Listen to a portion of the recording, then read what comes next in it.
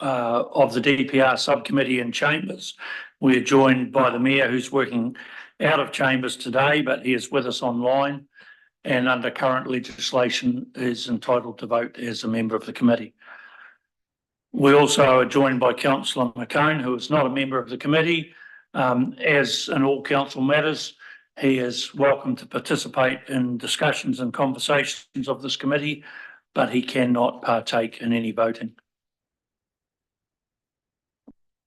So I'll start off with apologies. We do have an apology from Councillor Blackler. So someone might thank you, Councillor Hopkins, seconded Councillor Linwood. All those in favour, please say aye. Carried. The other thing, before we get into today's meeting, I would just want to back up to a couple of meetings ago that led to some social media comment, etc., where we were referred to as an old boys club.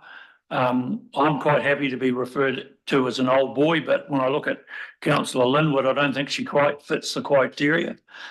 But I can assure you, we do not belong to any club. Nor do I, Mr. Chair. Oh, thank you, Councillor Hopkins.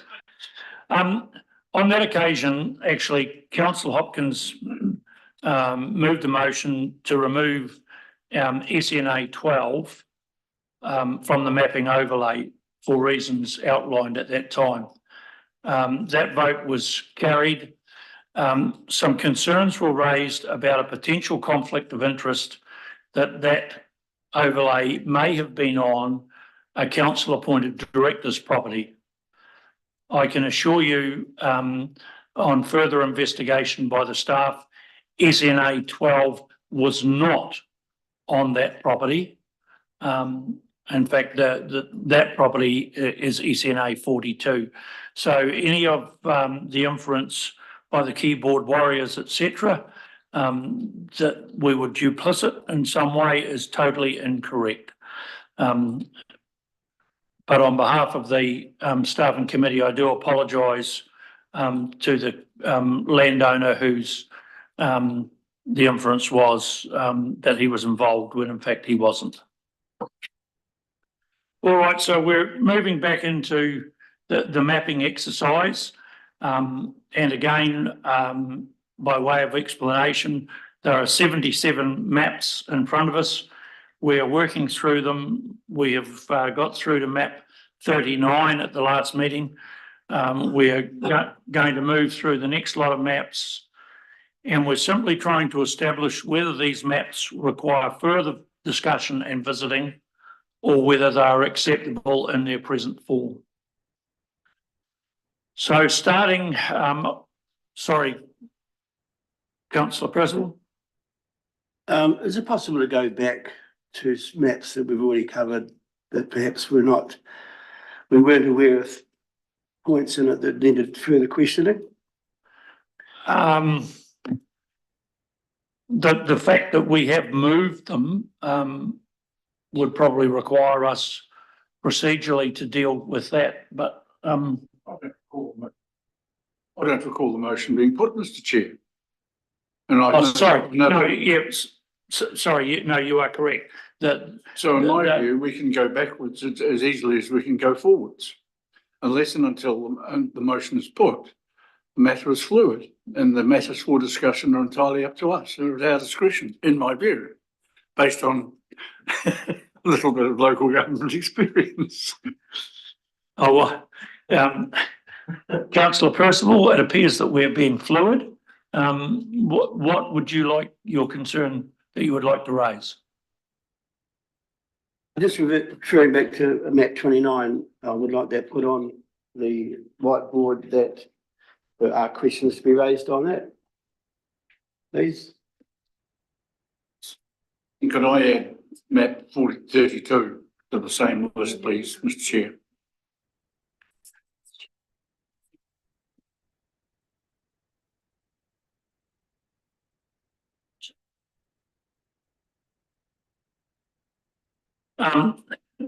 There is some concern about the integrity of the process, and what we're dealing with. I think we should hear the concern, Mr. Chair, rather than simply be told what it is or that there is some. Well, I'm not- if you would let me finish before interrupting, councillor. The question is that that allegedly a member of the public has raised these issues with a councillor, therefore possibly influencing the desire. Mr. Chair, that is the democratic process. That is the process that elected members of councils and parliament are involved with. The fact that somebody has brought an issue to our attention does not presuppose what we decide to do about the issue. That remains a matter for our discretion, our concern. It is open and subject to and will be properly influenced by advice from our officers. And in every instance, everybody involved, including those who object or support whatever decisions we might be considering or have made, everybody has to understand that we must approach these matters with an open mind. It's perfectly reasonable for a member of the public to say, could you look at these matters? And we would say, we're more than willing to look at anything, but we reserve the right to tell you that we don't agree with what you hope we will decide. And in my view, unless and until there is evidence that outside parties have influenced the conclusions we draw, then the process is entirely as it should be in a democratic environment. Councillor Percival? Well, things got a little bit carried away and I hadn't finished what I asked regarding the map. I got 1 and 29. I would also like map 32 to be put up on the board for further questioning. Thank you. So sorry, Mr. Cook. Thank you, Chair. I just wanted to clarify the point there, and I fully support the democratic process. The issue that I have on my mind and I want the elected members to consider is that we have refused public forum at these meetings. If the conversation was held in effect, the meeting or subsequent to the meeting based on what the person heard, and that is influencing the elected member's decision, that is where the risk to the organisation occurs. If the elected members are comfortable with that risk, then that's fine. All I wanted to do was to present that risk and you make the decision how you proceed. If I may speak, Mr. Cook. Mr. Cook, thank you for that. And it's an entirely appropriate matter to raise and an entirely appropriate issue to draw to our attention. I think we're probably say from a process point of view by the fact that this is a subcommittee of the council. And even any recommendation we may or may not arrive at, and anything that we may or may not recommend to the council, is then subject to further consideration and scrutiny. And council meetings are also, there's generally speaking, a public forum as of right before them, so concerns could be raised at that stage. Equally, the chair has determined in this instance not to have public forums before these hearings or before these committee meetings. And I think that's probably an appropriate thing to have done. But what it's probably led to is some communication that might have been provided at a forum through emails.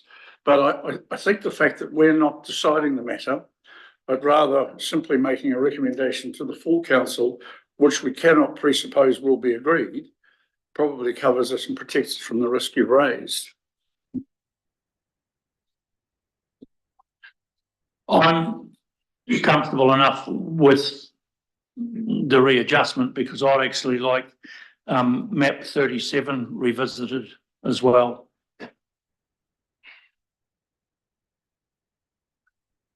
Yeah, 29, 32 and 37 so far. Yep, 29, 32 and 37. And then Councillor Percival had some more. No, Councillor Percival was 29 and 32. More Councillor And Yes. Councillor Hopkins was on 32 as well. Right. We'll try again. There's no further discussion on the first 39. We move to map number 40. Through 59.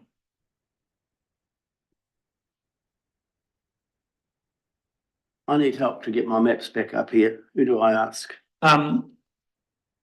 Again, if you'd read the email that I sent you this morning with the link, councillor.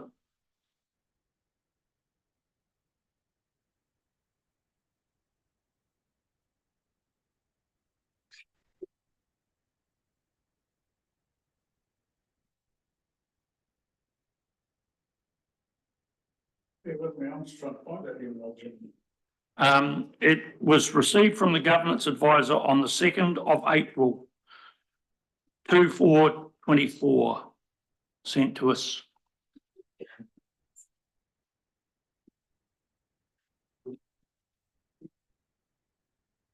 Councillor Cowles, you may not have got it. You want me to forward it to you? Forward it. Oh, right. Oh, there we go. Right. Thank you. Oh, yeah, I might not get it because it's not. I am the recipient of expert IT.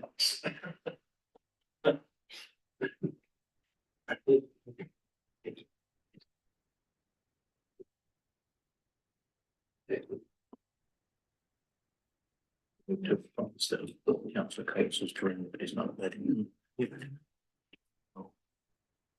All right, just while we're catching up with IT, welcome belatedly Councillor Coles, who has joined us. And again, like Councillor McCone, he is most welcome to participate in all the conversations, but cannot vote.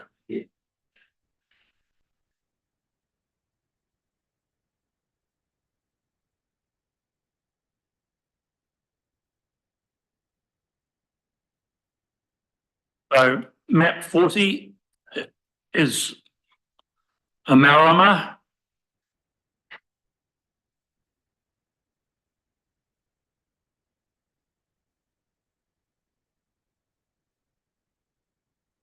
No questions on map 40?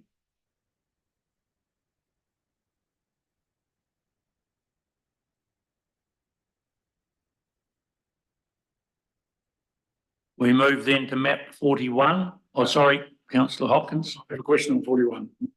Oh, right. And first out of the gate, Councillor Hopkins on map 41. Has a question.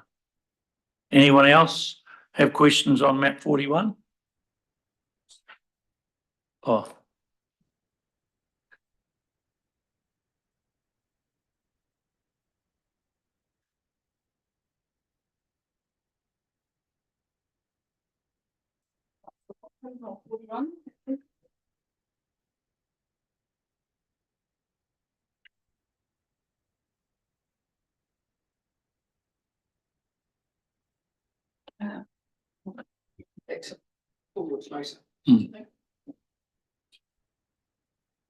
Have you caught up with us, Councillor Pence?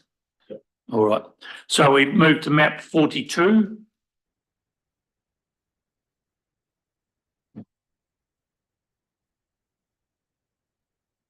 No questions on 42. We move to map 43.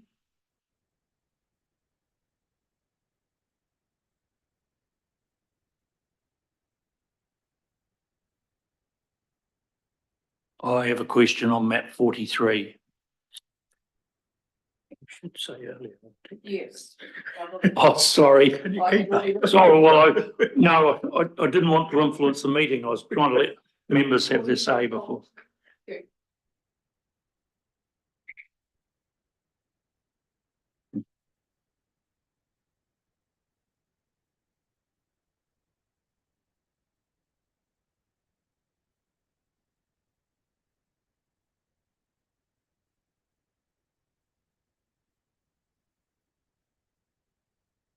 And we move on to map 44, which is the other half of Kurio.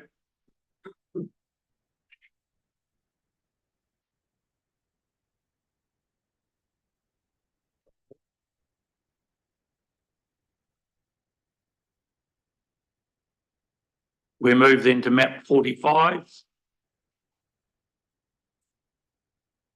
Duntroon. Would you like to ask a question?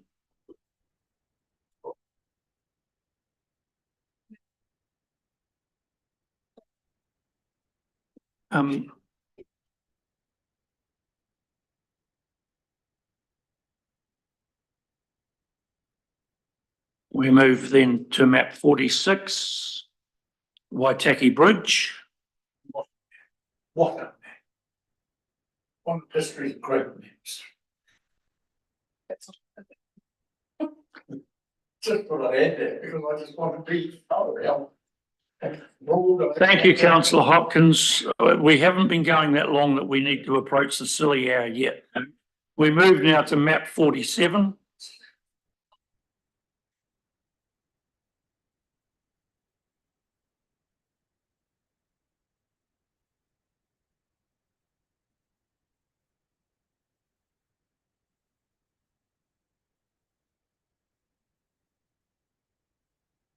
Nothing on 47. We move to map 48.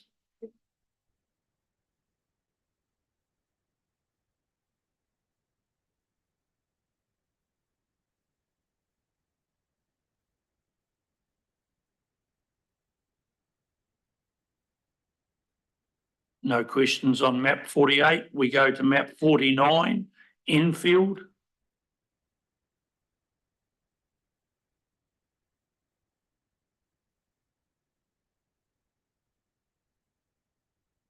Councillor McCone has a question on map 49.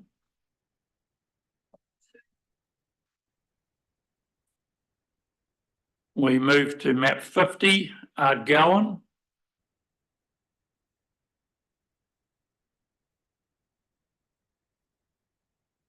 I have a question that might be simply answered now. I'm just looking at that map.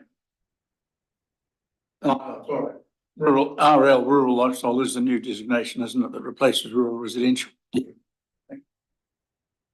So you don't formally have a question? No. I just getting them around the way.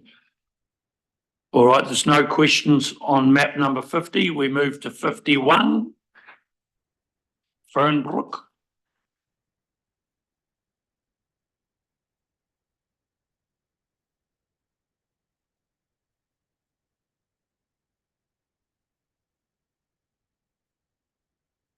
No questions on map 51. We move to map 52, Western.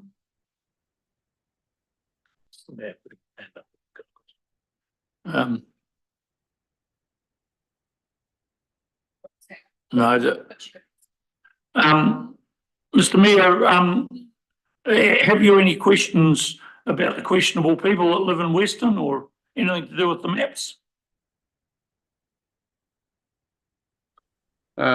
Thanks for the opportunity to comment on the second largest town in the Waitaki district, but no, nothing other than quality praises for all who live there. Thank you.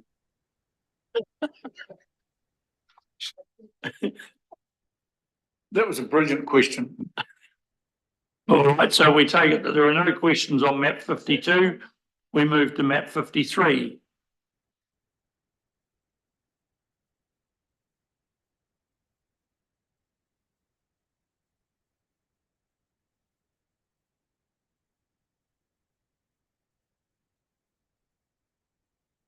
No questions on map 53. We move to map 54.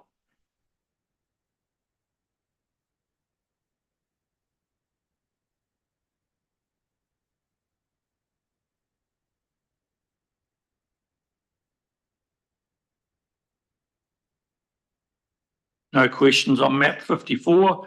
We return again to the second biggest town in the Waitaki on map 55.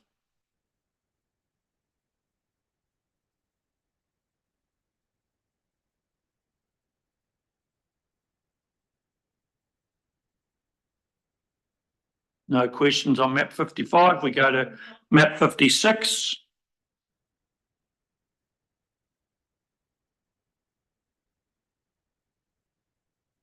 No question. Apologies, Mr Chair, I do have a question on 54. I'm sorry, we passed that, councillor Hopkins. We will go back to 54 and acknowledge that you have a question. Okay. Two, thanks.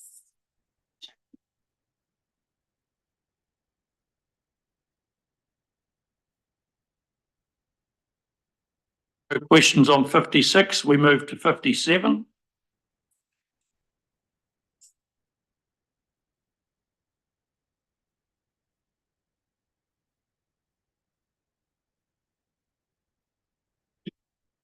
No questions on 57, we move to 58.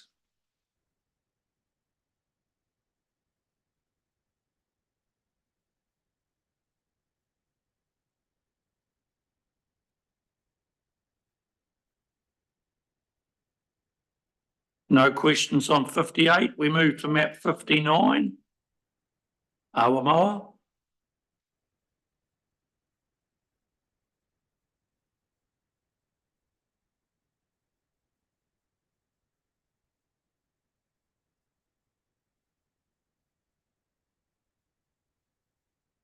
No questions on 59, we move to map 60, which will require us, councillors, to change our list of maps. Let me just go back And and I will just, clarify which ones we've got. yes, I will read them out. Yes, yeah, before we leave this, 60, yeah. 60's in the next act. 60's in the next pack. Okay. So, through you, Mr Chair, in accordance with your process, I'll just run through the ones that are in column 1 in this group. That is 40, 42. Shannon, if you could just make sure that you've got them up on the board. I'll go back to the start. 40, 42, 44, 46, 47, 48, 50, 51, 52, 53, 55, 56, 57, 58, 59. The ones going into column 2, 41, 43, 45, 49, 54. Are you happy with that, Mr Chair? I'm fine with that. Let the record state that the chair has so ruled. Thank you. Sorry, Mr Campbell, been that long since we heard from you, I almost forgot you were here. Oh, sure. I'm just checking that last time councillor Blackley had a list of maps on the previous Yes, text. Did thank he have you any in very- this tranche of maps we're going through? My apologies, because that was recorded in my last look.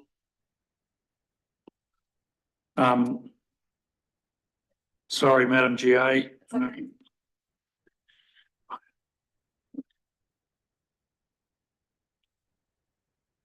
So councillor Blackler had questions on maps 45 through 54.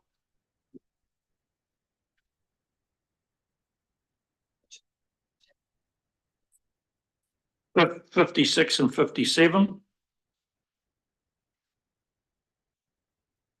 60 and 61. Oh, sorry, yes. Yeah.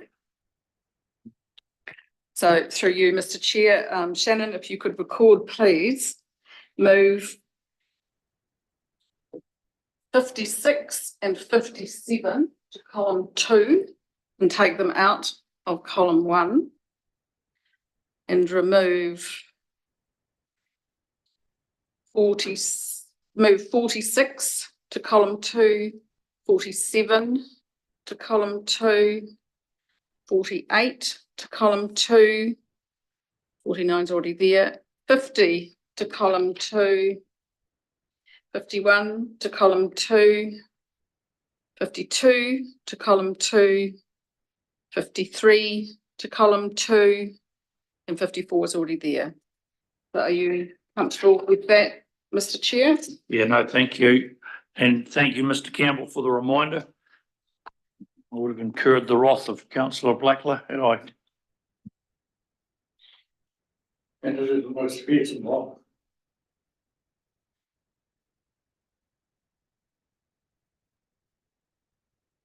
Shannon, did you get all that? Okay. Back to you, Mr. Chair. Thank you. Right, so, moving along now, map 60, councillor Blackler has a question. And councillor Hopkins, anyone else? Map 61, councillor Blackler has a question. Map 62, Kakanui. Councillor McCone, you have a question? Two. The first one, Tim Blackler and Councillor Hopkins at 61, Councillor Blackler 62, not 65. Actually, I have a question on 62 as well. And Councillor Hopkins. We move to 63. Councillor Blackler has a question.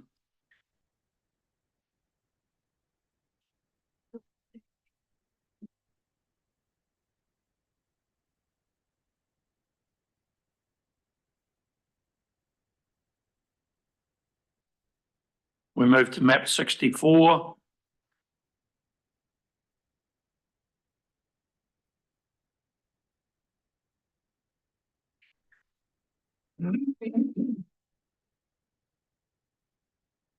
Moving to map 65. Councillor McCone and Councillor Blackler both have questions. TV.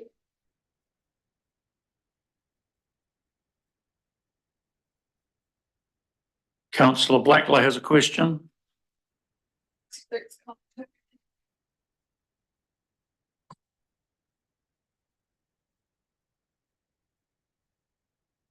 We move to map 67 and you'll be thrilled to know Councillor Blackler doesn't have a question on this one. Is everyone else happy with the? You want to have a flutter on 68, whether there is or isn't the questions?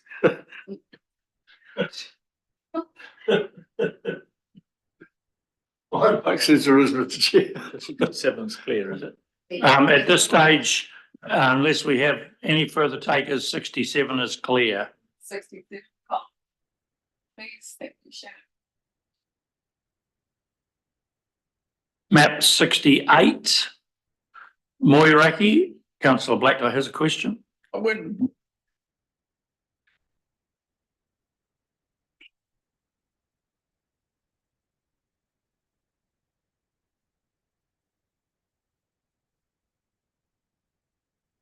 We move to map 69, Dunback. No questions on Dunback.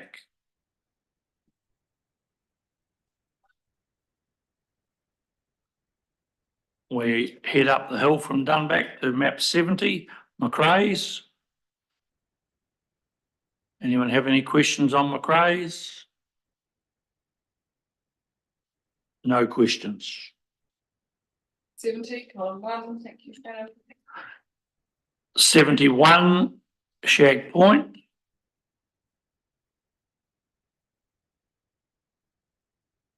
No questions. 71, column 1.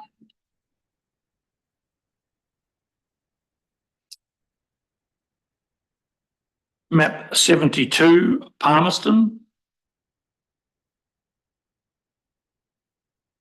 No questions. 2, column Map 73, Palmerston. No questions. 33, 74, which is Central Oamaru. Councillor Blackler has a question. 34, column 2, TV.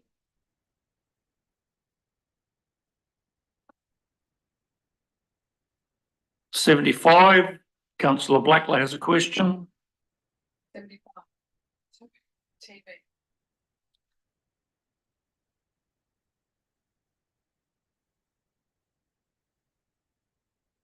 No further takers on 75. We go to 76. Councillor Blackler has a question. 76, column 2, TV. And we get to map 77. And what a surprise, councillor Blackler has a question. 7, 1, 2, 2, 3.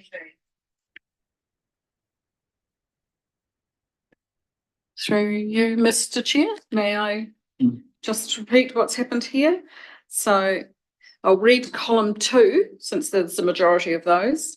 So in column 2, Shannon, please, map 60, 61, 62, 63, 64, 65, 66, 68, 74, 75, 76, 77.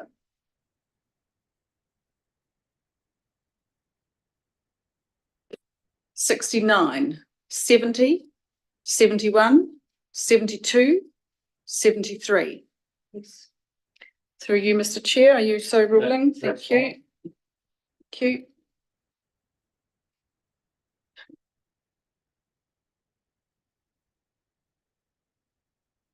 Mr. Chair, I wonder if you would consider a general discussion about mapping and communications on that matter before we consider individual maps, or would you prefer to do that first and then have any general conversation, should there be any, subsequent to that?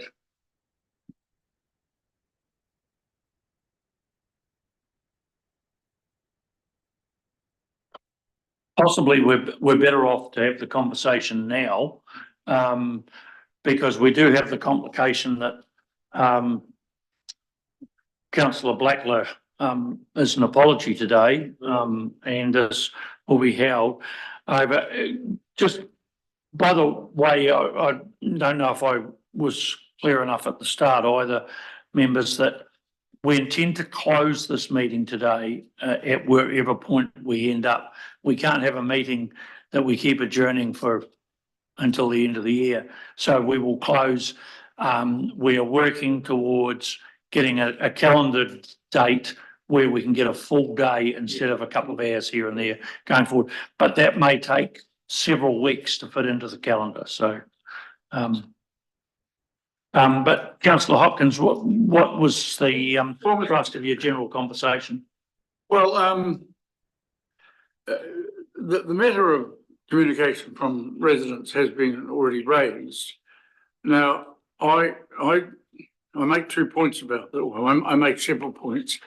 Some of that communication is measured and considered and documents engagement or an alleged failure to engage or consult fully.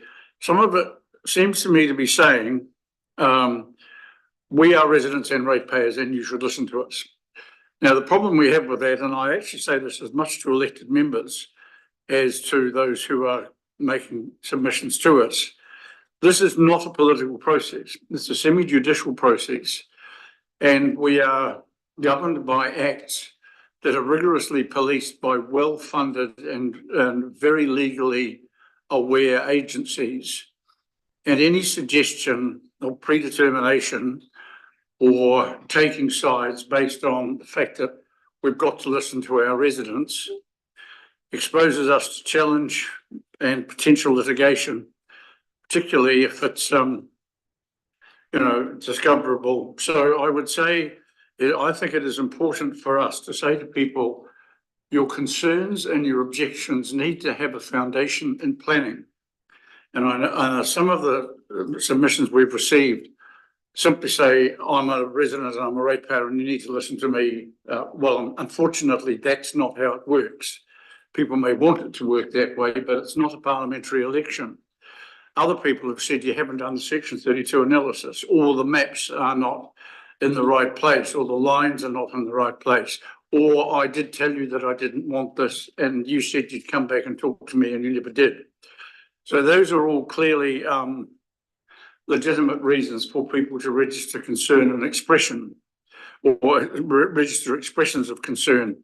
And I note today we had a very reasoned letter from Pete Mitchell and a very reasoned and considered response from our planning manager, Mr. Campbell.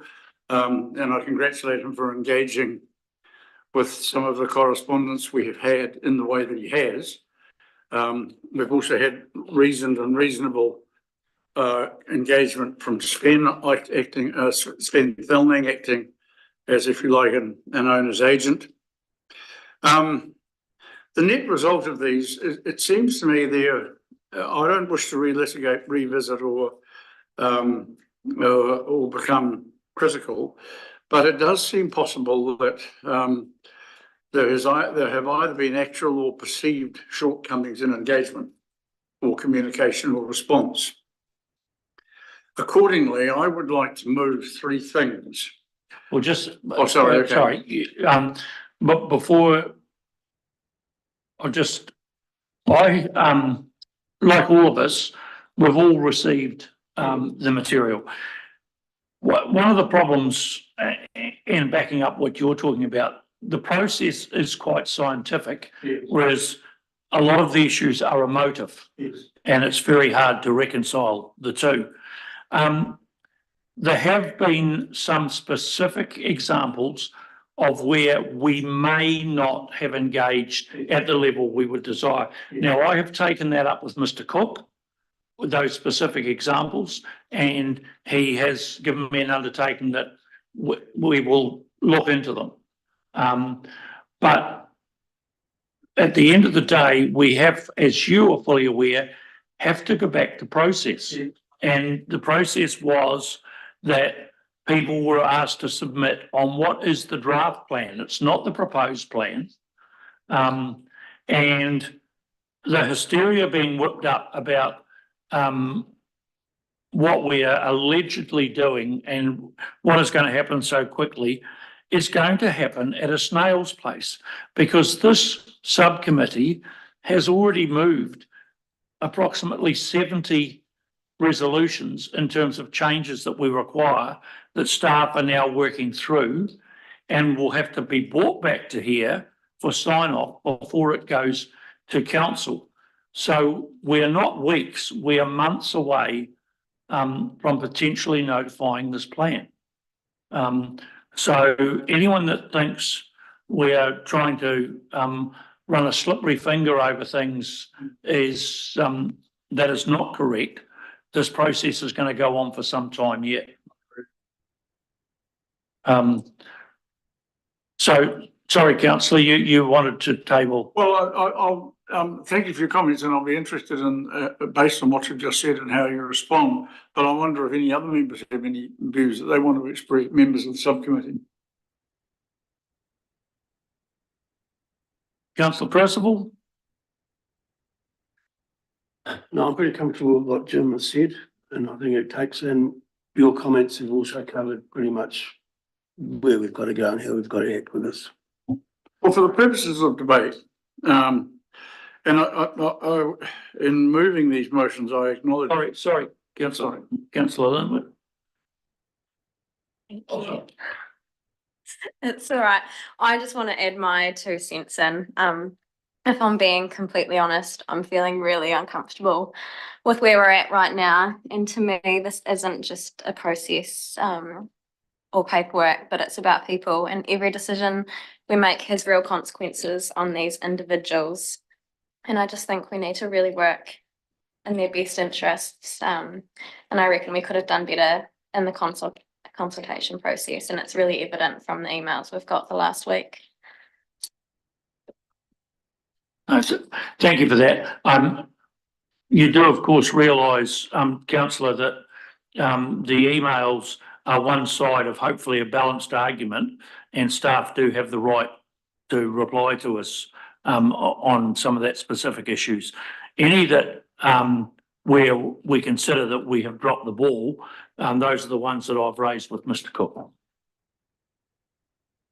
Well, Mr. Chair, if you will, I'd like to move for our debate and discussion, consideration and possible modification, the following 3 recommendations. Can we take them one at a time? Yes, indeed. Thank you. I'll put this on, read them all out together and then discuss them one at a time. I've got them here. That the district plan subcommittee, district plan review subcommittee recommends to council, 1, that council removes from its draft district plan maps any overlays showing on properties where an objection to the character or extent of those overlays has been raised by the property owner or the owner's agent on or before April 18, 2024, or where the property owner or owner's agent can demonstrate that the engagement undertaken by council was either inadequate or did not formally respond to objections raised by the property owner or their agent. 2, that reconsideration of the character or extent of any overlays removed would become a matter upon which council planners could submit during the notification process. And 3, that council acknowledges that the removal of the overlays identified in recommendation 1 arises from procedural concerns only and cannot be considered as a judgment on the planning merits of the original inclusion of those overlays in the draft district plan maps.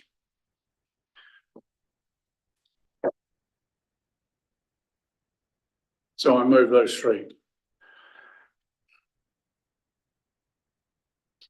So we have a motion on the table. Do we have a seconder? Councillor Percival? Do you want to speak to it at all? Well, if I may, Mr. Chair, I'm more than willing to accept modification, and it may well be that what you've said about Mr. Cook and the undertaking he has given you may well temper this resolution or see it modified. The point I'm trying to get at is I do not seek to actually adjudicate the merit of these overlays. We can't do that. Equally, we haven't seen a Section 32 analysis, and that needs to include a whole range of assessments and elements as specified in the Resource Management Act, which governs us. And my view is we've taken the view with heritage buildings that if people don't want to have the heritage building listed, they can, it won't be listed unless we're absolutely convinced it should be, in which case our team has, we give them full, we incentivize them to actually bring that to our attention. The same in this instance, in my view, let the well-versed, literate, planning aware entities and agencies like our own planning department, like national bodies and lobbyists and groups with a particular position, let them argue the case in the submission process for putting something in, rather than have individual people who may or may not be well versed in planning notions and concepts argue to have them taken out. So really what I'm saying is some people have said to us, I told you I didn't want it, but you put it in anyway. And in my view, for the moment, we say, right, in that case, it'll come out. But you must be aware, we, the politicians, are giving our officers an absolute signal that we would want them to say that should go back in, or in its current existing and original form, or in some modified way. So that's the rationale and logic of what I'm proposing as a recommendation to council. It won't have any impact today, and it will only have an impact if and when council agrees to it. But it is a signal from us to the full council. The question that I would have is around consistency, which was the rationale behind me not allowing public submissions, because we had got through 2 meetings without them. And we wanted to be consistent. If we pass this today, and I'm neither for nor against, I'm simply asking questions. If we pass this today, what happens to someone whose letter arrives tomorrow? You know, we have to have some consistency in our process. The other thing, and I'll ask Mr. Campbell perhaps to comment as well, is how many of the letters that we have received over the last 2 weeks as all councillors, how many of those parties actually submitted to the draft district plan as well? Because there is a correlation, again, coming back to our process, but they're just questions I pose, Councillor Hopkins. Look, Mr. Chair, if I may speak to those questions, they're legitimate and I thought about them. And I originally intended to have some form of window of opportunity passed today. But there has been a clear and concerted attempt to make a section of the community aware of issues. And some members of that community have taken the time and trouble to actually say, I'm on board with the concern and I want to register that I wish to have my specific and particular concerns taken into consideration. They have done that. In my view, if we made this open-ended as going forward, then we would be encouraging an unreasonable number of further objections.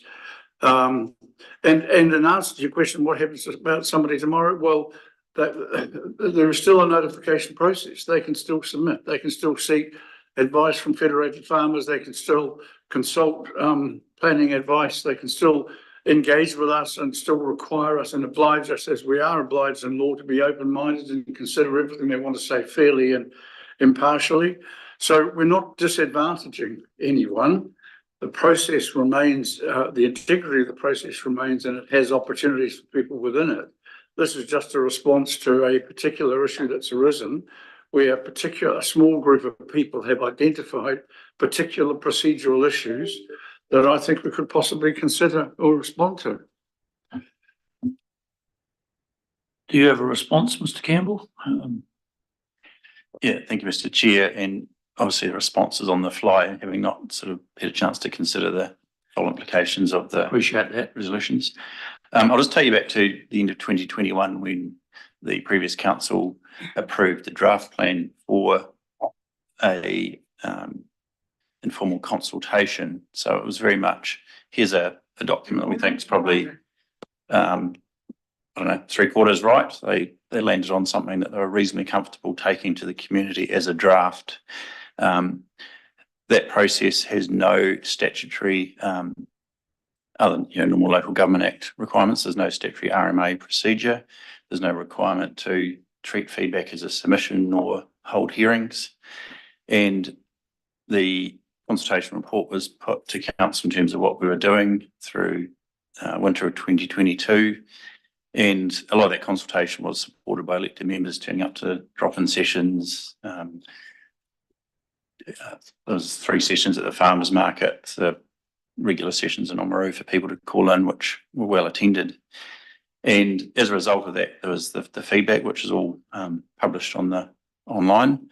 And over that sort of next 12 months or so, that was worked through in terms of what tweaking could be made to the draft plan to get it to a format that would possibly move it from, say, 3/4 right to maybe 90% right. And there's just giving an example of what it might improve, not saying it's exactly those numbers, but a significant part of that too was around the remapping and reconsideration of various overlays. So there was work done in the field, various people. There was some work carried out by Ōkaha and Meraki more recently on the SASM layers to refine them where they could. They did acknowledge that was limited in terms of what they could do. And over time, there's also been some tweaks to different zonings and other requests that came in as part of that feedback. So it's been quite a process to get to where we are now. And it's never going to be 100%. That's why you have a proposed plan with submissions. So I guess there's a lot to work through in terms of those resolutions, but I'm just sort of painting the picture of where we've got to. Once a plan is notified, then the full implications of what is agreed by council is open for submission and is apparent. I think much of the frustration has been that there is no, other than these agenda papers, there is no full plan that people can actually see what the outcomes are. And as we work through chapters, schedules and maps, it's very hard to piece it all together in one coherent document. When it's notified, it will be in one coherent document and an e-plan, so it's a lot easier to search that. So, yeah, the longer that takes, people have come back and forth asking for maps and links to rules, that type of thing. So we have tried to help people understand what it means for any remapping or what those provisions relate to. In terms of staff making submissions on a plan, they can only be correctional type submissions. We can't really submit on merits. We're officers of the council, so we have to be careful in terms of our role and our any professional affiliations. So unless we own a property that we want to submit on, that's makes it difficult. So we've got to keep that objective approach for advising the hearings panel down the track. So yeah, we'd have to obviously go away and look at more detail on those resolutions in terms of other aspects, but that's kind of a initial response. Microphone guy, please, so those online can hear you.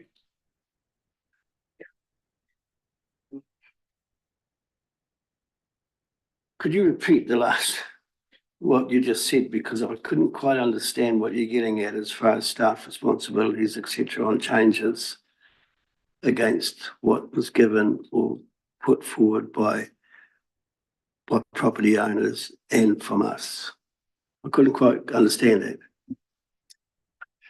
So it was related to the resolution put by Councillor Hopkins in that staff and or experts are there to advise the hearings panel going forward and elected members as part of this process.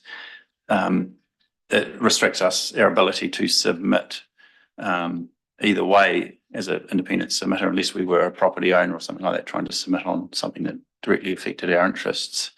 So there's a difficulty there, plus that would go against some professional body affiliations and their codes of conduct around what we can do as professionals, depending on our profession. So we have to be careful there. We're employed by the council to give advice to those things, but we can't then turn around on the other side and be a submitter for or against a council document, unless it directly affects our property or our interests. So the bottom line is that you've got to do those protocols you have, and therefore you will be opening yourself up for legal challenge to a higher degree if you were just to recognise and not adhere to those protocols. Is that one? Can you understand what I'm saying?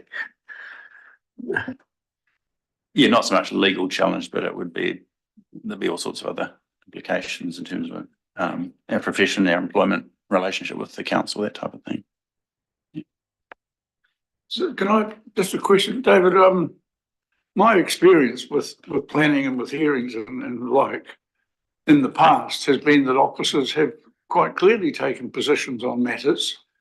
You know, they're almost, well, certainly when we had the Banks Peninsula hearings, people would say, we want you to do this, we don't want you to do that. And in every instance, officers had a view on the matter and conveyed it quite clearly. If you can convey a view on a matter like that, I would have thought that you would be perfectly entitled to give us your professional and impartial and best considered advice on where the lines on a map should be.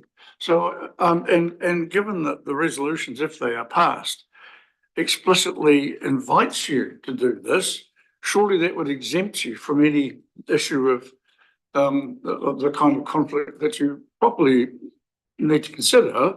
But I would have thought if we've said to you, we want you to come to the table and say, put the line there rather than here. If we've actually specifically said that, essentially it's a request for you to do that, not something that creates a conflict, surely. Is that a reasonable presumption or not?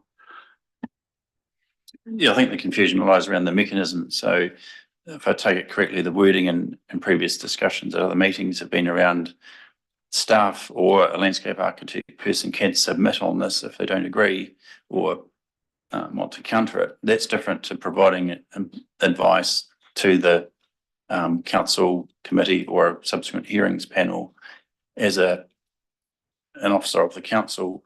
Likewise, a consultant planner or other expert could give the same advice for their clients, landowners, organisations. So that's the difference, is we're not submitting as a professional on our own right. We're giving advice to the organisation or client we're representing, not a submission as a landowner might. So, if I may ask another question then, Mr. Chair, so if that second recommendation then read that reconsideration of the character or extent of any overlays removed would become a matter which could be submitted upon during the notification process, would that resolve the anxiety you have? Oh, it leaves it open to who would be submitting on it.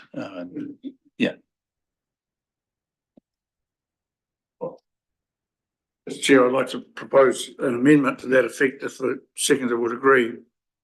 I'd like to amend recommendation 2 to read that reconsideration of the character or extent of any overlays removed would become a matter which could be submitted upon during the notification process.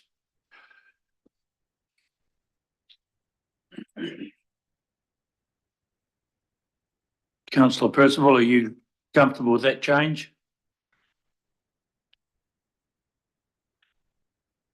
I'd like to hear the original motion and then the change after that. The original motion was that reconsideration of the character or extent of any overlays removed would become a matter upon which council planners could submit during the notification process. Based upon what Mr. Campbell has said, I've proposed to remove the specific reference to council planners, so that it would read that reconsideration of the character or extent of any overlays removed would become a matter which could be submitted upon during the notification process. Yeah, I'm fine with that, Jim. Thank you. Mr. Cook? Thank you, Chair. I was just wondering, Mr. Campbell could comment on the situation, the scenario where we have a continuous overlay, and within that overlay, we have one property in the middle that's raised a concern.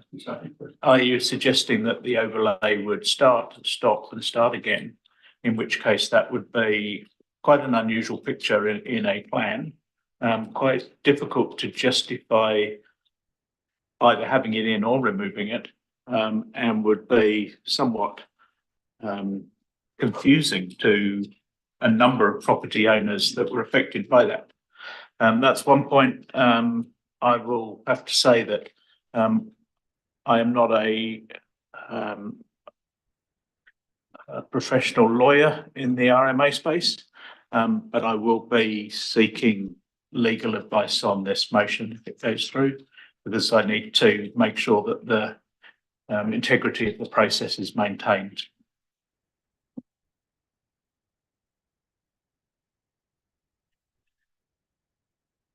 Yeah, further to that question around the issue, if there's one or more landowners objects to a layer that's got a continuous element to it, such as a feature or a heritage precinct, that type of thing, it would obviously break it up and compromise potentially the integrity of it.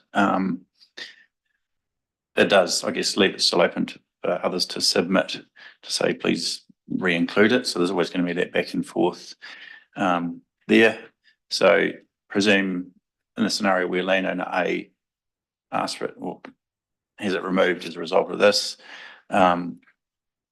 another landowner or party might submit on that. That landowner then has to further submit because the submission relates to their land, and try and re-engage in that submission process under the RMA, which can often be missed because the submission is served on the council, not necessarily on that landowner. So there can be scenarios where those further submissions are missed and the landowner is not aware, and then all of a sudden, if they're not party to that, it can be changed back. So that can be a kind of an unusual process outcome. Yeah, so it does down the line, it can create issues in that respect.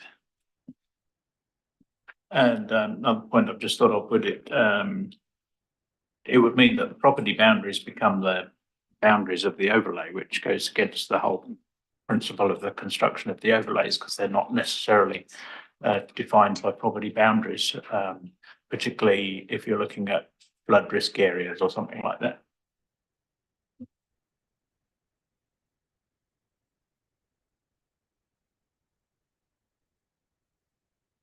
Mr. Chair, again, I had thought of the matters that Mr. Cook has raised, and I acknowledge that they are very legitimate planning concerns. I had presumed that allowing or I had anticipated that council planners may have been able to submit proactively on the mapping as part of the notification process.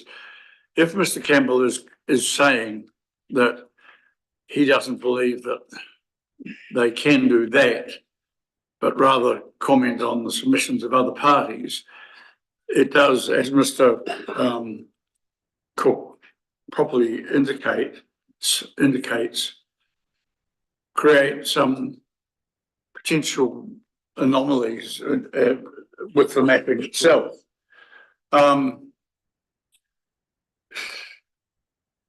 don't want to throw the recommendations overboard, but I'm wondering if you allow me, could I ask you, I'd like to think about an alternative means of achieving the objectives that I'm trying to get to. But I wouldn't mind having a minute to do just to think them through. Would you be willing to move to other matters and consider this again? Or just let it lie on the table for a wee while? The thing is, we do have a current motion that has been moved and seconded. I'm obliged to put it unless you want to withdraw it. And let me say that if you do choose to withdraw it, I won't preclude you with coming back with an alternative. Look, because of the matters that Mr. Cook has raised, I think there is a middle path that can readily be achieved, or an outcome that will achieve the same result, but through a different and less potentially contentious mechanism. So yes, I will withdraw this recommendation. Would it assist Councillor Hopkins if we took a 5-minute adjournment and members of the subcommittee had a discussion next door? It would be very helpful, Mr. Chair. All right, well, that's what we're going to do. We do have a problem. We still have a quorum, but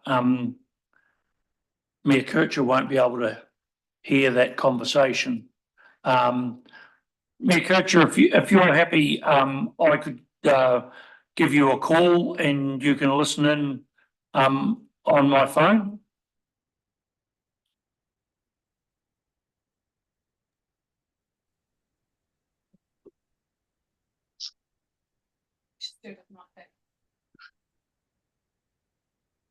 Show his hand up.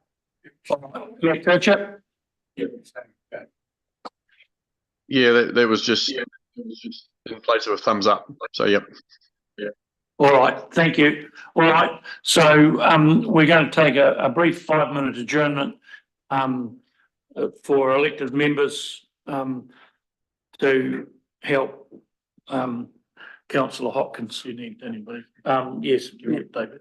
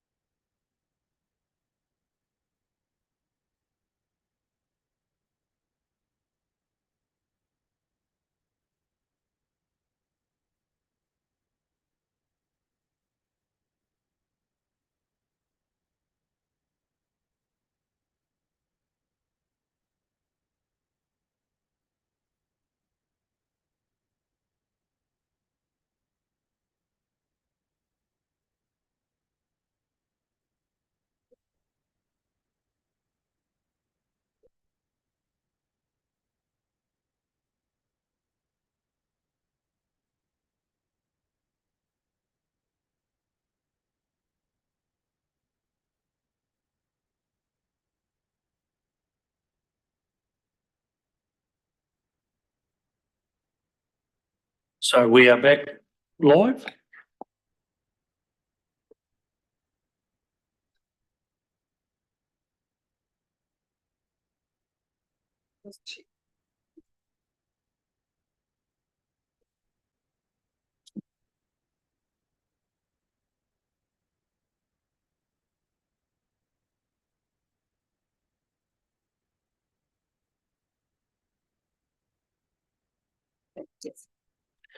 All right, thank you very much. Those in the chamber and those online who have patiently waited while we've banged some thoughts together. Just before we, Councillor Hopkins is drafting up his thoughts. Sadly, this morning, unlike our dairy farm friends, I didn't have to get up at 5:30 and go and milk the cows, but I did get up and read the Oxford Dictionary.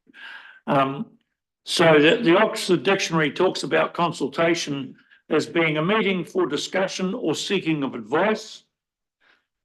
Engage says to take part and participate. And participate says to become actively involved in.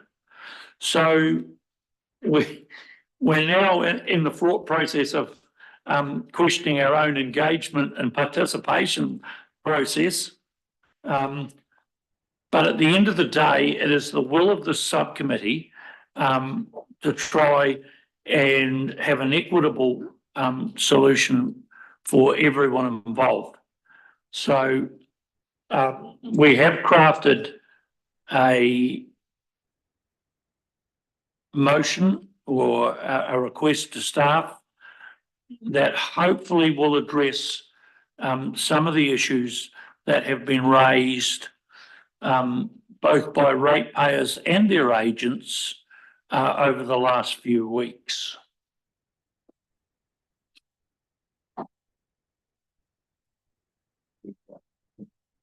Yes, Mr. Chair, with your permission, I will move as follows. Subject to the following on from our conversation, I move this recommendation, having withdrawn the other three, that the DPR subcommittee, District Plan Review Subcommittee, requests officers to propose an appropriate response to property owners who either raise issues of inadequate consultation regarding the extent or character of overlays on their properties in their own name, in their own names, or through an agent, in their own names or through an agent, between 1 p.m. on the 18th of December 2023 and 1 p.m. April the 18th, 2024, and advise on appropriate steps to resolve their issues and confirm or modify the overlays as shown on the draft district plan maps.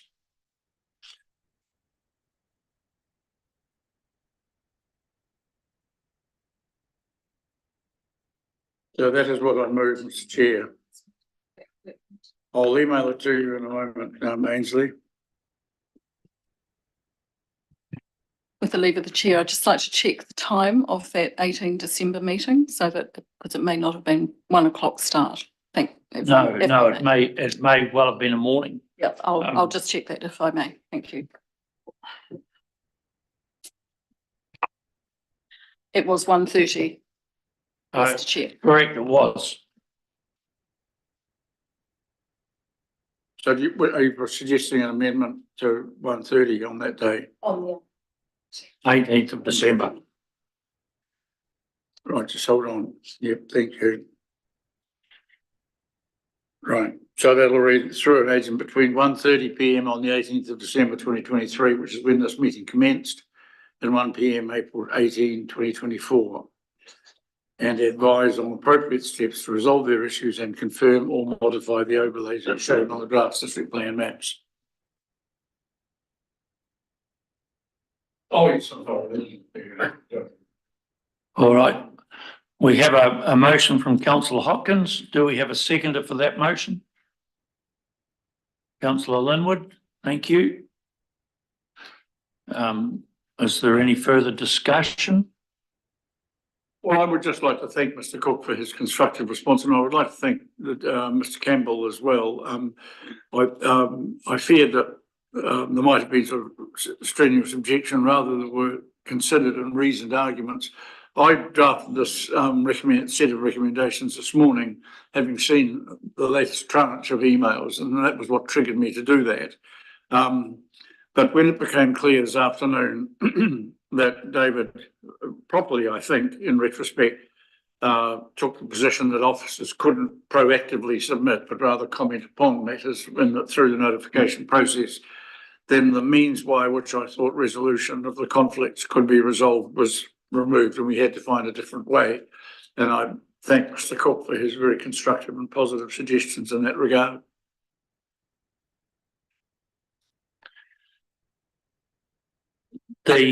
I'm just going to formalise, because we have a member online, I'm going to ask for voting by show of hands, which will allow Mayor Kircher to put his little yellow hand up if he's going to go yes, or little yellow hand if he's going to go no. So the motion as proposed by Councillor Hopkins. Yes, we've had it seconded by Councillor Linwood. Is there any further discussion to that motion? Those members of the subcommittee in favour, please raise your hand.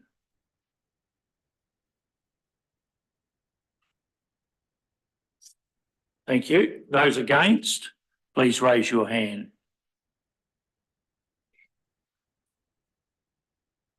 That I declare the motion passed. I also would like to point out that it is our desire to engage, but at the end of the day, we haven't bent the process, but we're now reconsulting on the consulting that we've had towards a draft plan, and that will further hold up getting to the proposed plan. So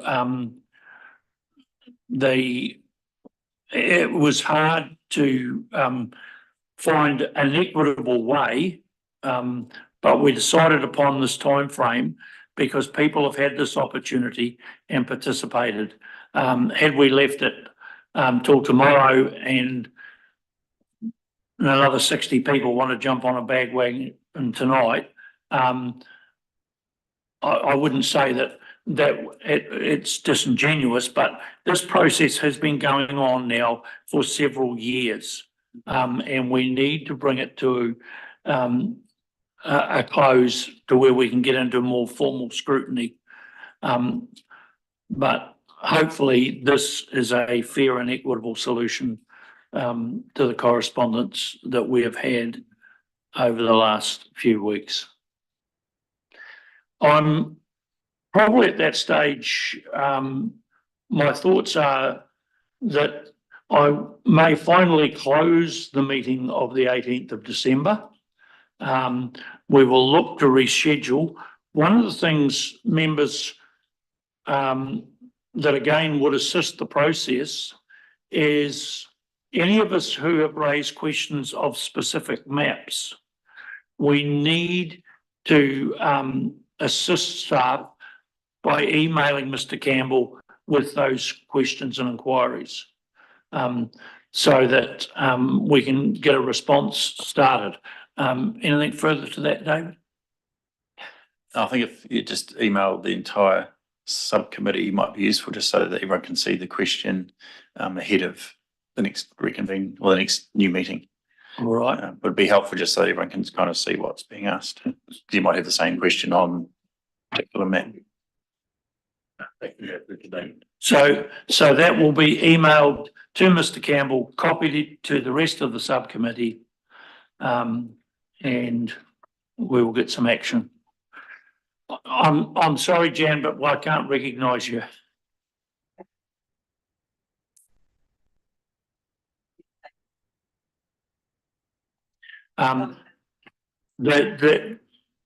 The thing is, we have now given staff clear instruction as to what, and we will entrust that process with the planning department.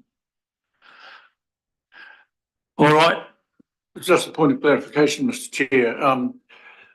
We've asked officers to come back to us with a response. This is a council committee, so that response will be agended and documented and available for the public to consider. thank you, councillor Hopkins. As usual, you are 100% correct. All right. At 2:44 PM on the 18th of April, I declare the 18th of December meeting of the DPR subcommittee closed. That's